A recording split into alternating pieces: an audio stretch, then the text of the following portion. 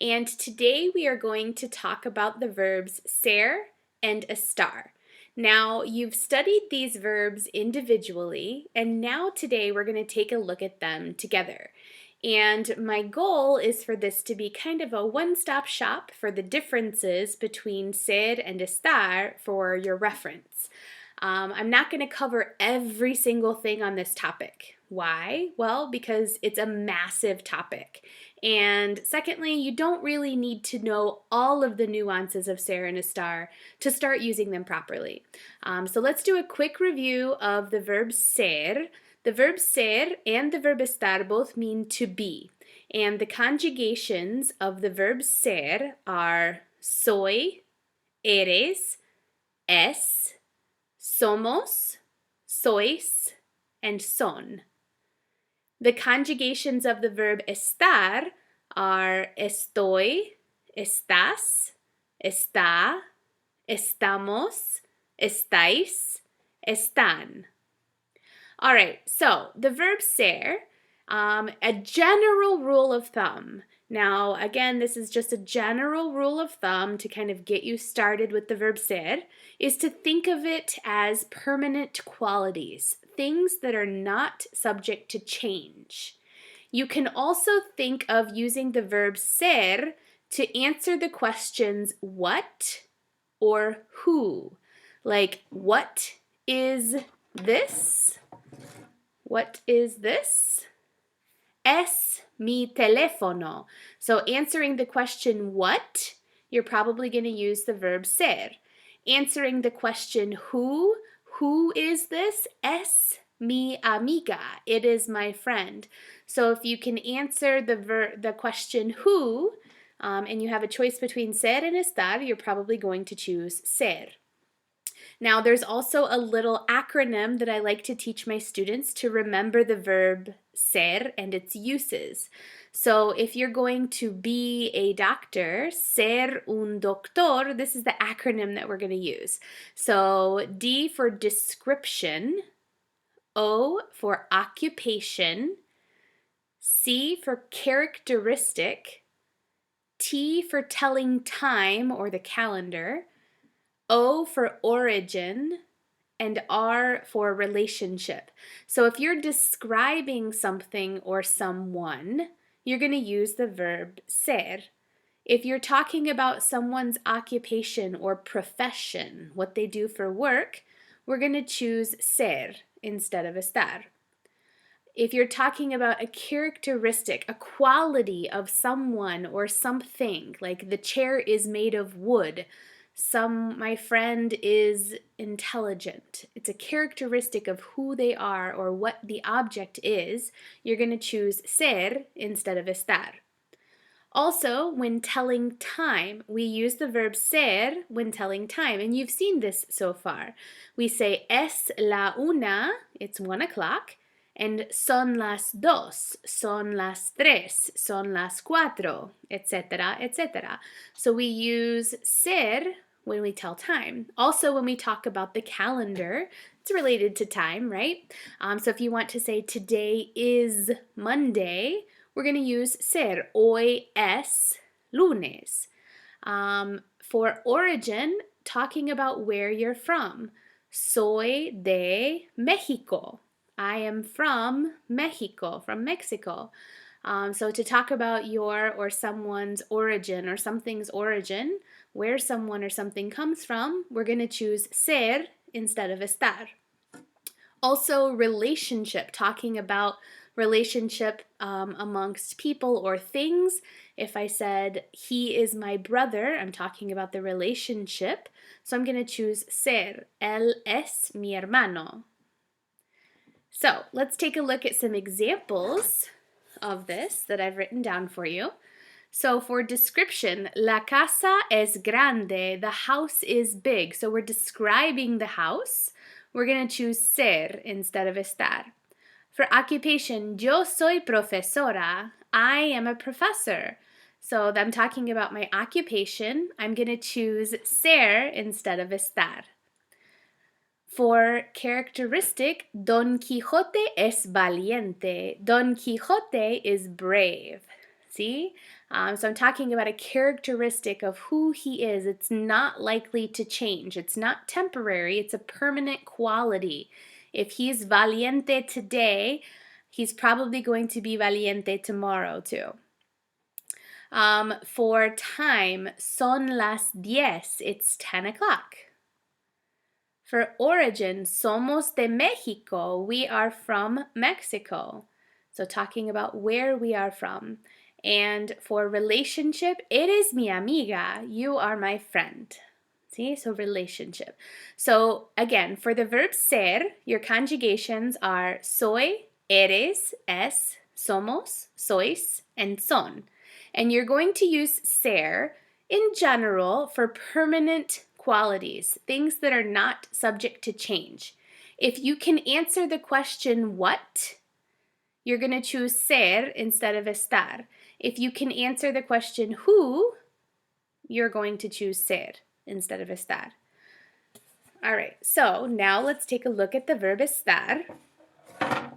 And for estar, there's a rhyme that I always teach my students that I think is helpful. So our rhyme is, no matter how you feel or where you are, always use the verb estar. So when we talk about feelings and location, we're going to use the verb estar. So estar is going to be used with things that are temporary. Aside from location, estar is going to be used with things that are temporary, conditional, subject to change. So our feelings can always change. A condition of something, the house is dirty or the water is cold, that's always subject to change. That's temporary. If you can answer the question where, you're talking about location, so you're going to use the verb estar.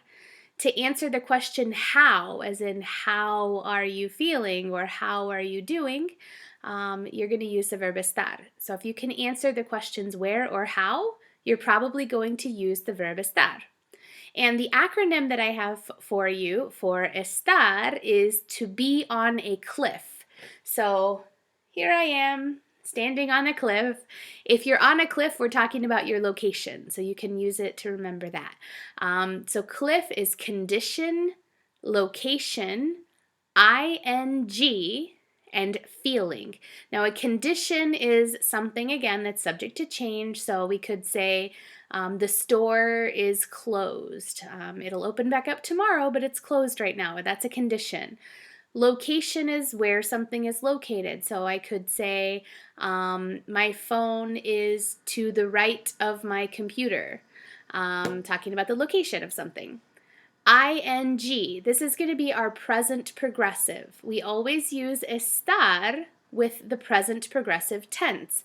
And remember, you form the present progressive by taking a conjugation of the verb estar, so estoy, estás, está, estamos, estáis, and están, and combining it with another verb to form a present participle. You're going to drop the AR, ER, or IR of that verb and add ando to the AR verbs and yendo, I-E-N-D-O, to the ER and IR verbs. And those endings, ando and yendo, are the equivalent of ing words in English, like running, jumping, dancing, laughing. So we always use the verb estar to form our present progressive tense. And that's the ing words. And finally, feeling, talking about how you or someone else feels, we're going to use the verb estar. So just like the question that you've learned from the very beginning of Spanish, ¿Cómo estás?, is asking how are you, but really it's asking how are you feeling. So we're going to use estar with feelings. And let's take a look at some examples that I've written out for you. So, for condition, la casa está sucia. The house is dirty. It might be clean tomorrow. Maybe I'll have a chance to pick it up, but right now it's not. So, la casa está sucia, talking about the current condition of the house. For location, estoy en mi casa. Right now, I'm in my house. Estoy en mi casa, talking about location. For ing, estoy hablando. I am speaking.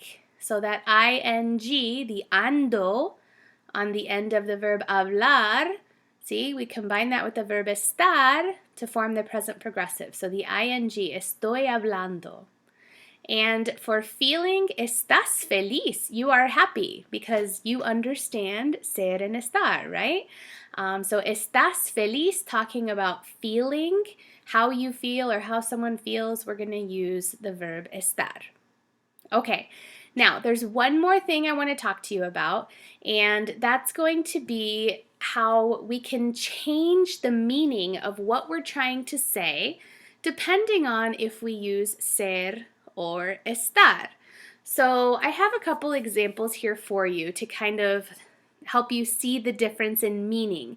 Again, these verbs both mean to be, but they're used completely differently. They're not interchangeable.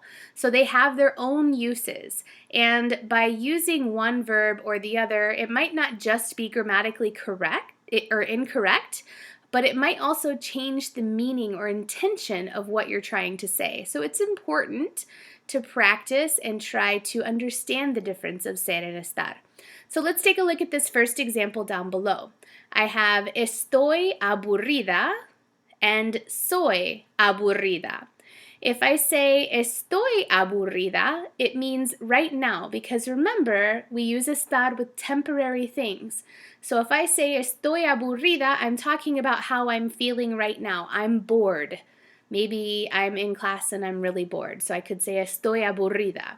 But if I use ser with this, if I say soy aburrida, I'm talking about a characteristic of who I am, because remember, we use ser to talk about more permanent qualities. So I would be saying that I'm a boring person. I'm not a boring person, so I'm not going to say soy aburrida.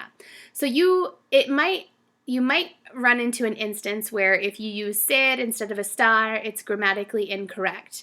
In this case, it's not grammatically incorrect to use either one. It's just going to change the meaning behind what you're saying. So it is important to learn the differences. The second example I have here for you is estás guapa, and it is guapa. Now, remember that estar is used with condition. So if I say estás guapa, I'm saying you're beautiful. And I'm saying like, wow, you're really beautiful right now. Now, it's not implying that you're not normally beautiful. It's just saying now, right this minute, you're very beautiful.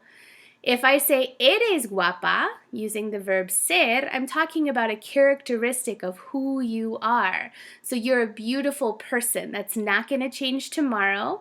You're going to continue to be beautiful. It's a characteristic of who you are. So there is a difference in meaning depending on if you use ser or estar. And there are lots and lots of instances like this. The final example I have for you to kind of see the difference between ser and estar is está simpática and es simpática. So let's say you are talking with a classmate and you're talking about your profesora, and they say, oh, how was Profe Hunter today? And you say, oh, está simpática hoy. She's, nice today. Well, maybe you're implying that she's not nice every day, or just that she's especially nice today, because again, we use estar with something temporary. If I say es simpática, I'm talking about a characteristic of who she is, of who the profesora is. So she's a nice person overall. That's probably not going to change tomorrow because it's a more permanent quality. So that's ser and estar. Again, this is a massive topic, and you're going to continue to work with ser and estar throughout your Spanish learning careers. But it is important to get a general understanding, and hopefully this video has helped you find that. If you have any questions, please reach out to me. I am always happy to help you. Gracias, clase. Hasta luego.